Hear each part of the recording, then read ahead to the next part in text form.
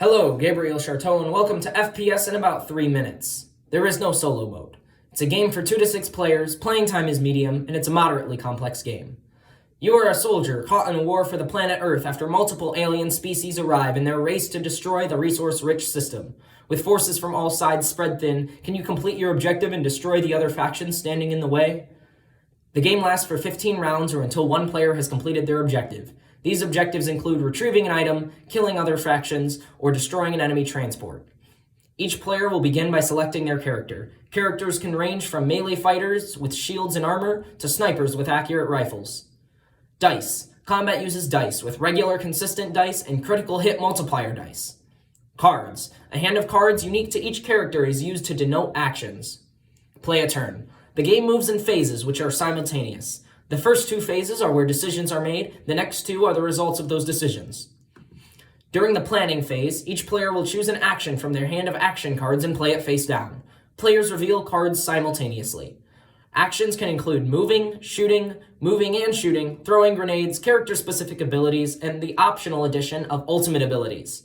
Some cards can only be used once, others can be added back into your hand under specific conditions, and others can always be used again. During the action phase, players decide which movement tool to use, which is limited by their speed, as well as which direction they want to move and face. This is done by arranging the movement and direction tools on a diagram of their figure. Each player with a ranged fighter will also take a number of cubes equal to their endurance and place them on their figure's unique firing arc. A player's shots may be spread out to increase the likelihood of hitting an opponent or focused in one spot to deal more damage.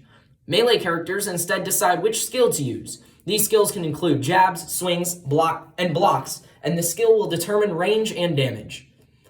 During the movement phase, each player uses the pre-selected movement tool to move in their pre-selected direction.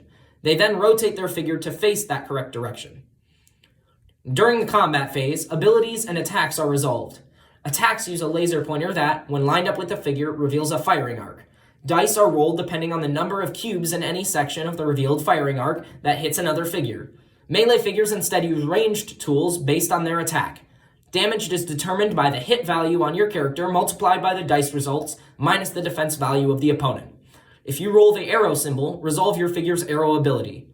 Finally, during the cleanup phase, defeated figures are removed from the board and objectives are scored. Any figure that ends its movement next to a med pack can heal damage equal to the med pack's value.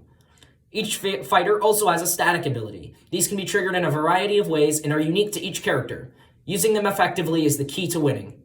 And why would you like this game? Everything is simultaneous, so each player can plan without the other player having to wait their turn. Forcing players to plan ahead also allows more freedom in how they move and attack. The best part of this game is the planning system and how well it simulates the feeling of a real showdown. The biggest critique is how many systems and tools are used to create everything. Overall, it's a really unique shooter game, and the frames per second might be slower than normal, but the explosions are huge. Special thanks to 3 Minute Board Games for their format.